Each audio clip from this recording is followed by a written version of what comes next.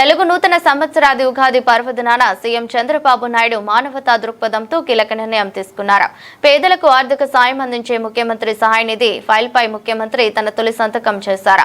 6,787 మందికి తక్షణ సాయం కింద 55.63 కోట్లను విడుదల చేశారు. ప్రభుత్వం ఏర్పడిన నాటి నుంచి గత 21 నెలల కాలంలో సీఎం సహాయ నిధి ఎల్ఓసీల ద్వారా పేదలకు పెద్ద ఎత్తున అండగా నిలిచారు. ఈ సమయంలో మొత్తం 1,36,240 మందికి 1,241 కోట్ల మేర ఆర్థిక వైద్య సహాయం అందించినట్లు ప్రభుత్వ వర్గాలు వెల్లడించాయి. రాష్ట్రం ఆర్థికంగా కొన్ని ఇబ్బందులు ఎదుర్కొంటున్నప్పటికీ పేదల సంక్షేమానికి అధిక ప్రాధాన్యతనిస్తూ ముఖ్యమంత్రి పెద్ద మనసుతో ఈ సాయం అందిస్తున్నారని అభిప్రాయపడుతున్నారు.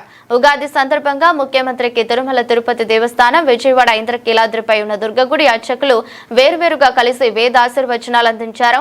తీర్థ ప్రసాదాలు అందజేసి శాలువతో సత్కరించారు. నేను అందుకే ప్రతిరోజు ప్రార్థన చేస్తాను.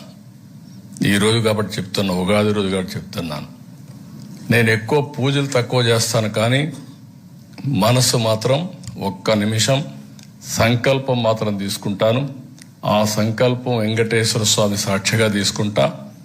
ఆయన దగ్గరే పోయి నిలబడుకొని ఒకటే కోరుకుంటా, దేవతల రాజధాని అమరావతి, ప్రజా రాజధాని అమరావతి, దేవతల రాజధాని ఎట్లయితే ఉందో దాంట్లో అంత కాకపోయినా నెక్స్ట్ లెవెల్ ఆఫ్ డెవలప్మెంట్ ఇక్కడ చూపించమని, సమస్య లేని రాష్ట్రం చేయమని ఆయన ఒకసారి కోరుకుంటాను.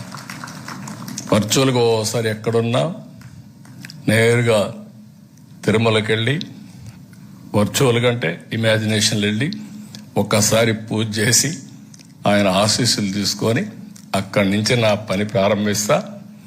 ఏది మంచో అది చేసుకుంటూ short term, medium term, long term ప్రణాళికలు దృష్టిలో పెట్టుకుని అందరి వాడిగా ఉండాలని, దుష్టులకు మాత్రం ఒకటే చెప్తాను, మళ్ళా చరిత్ర చెప్పిన నగ్న సత్యం, దుష్టుల్ని మాత్రం ఏమారితే మళ్ళా మనం మొదటికి వస్తాం.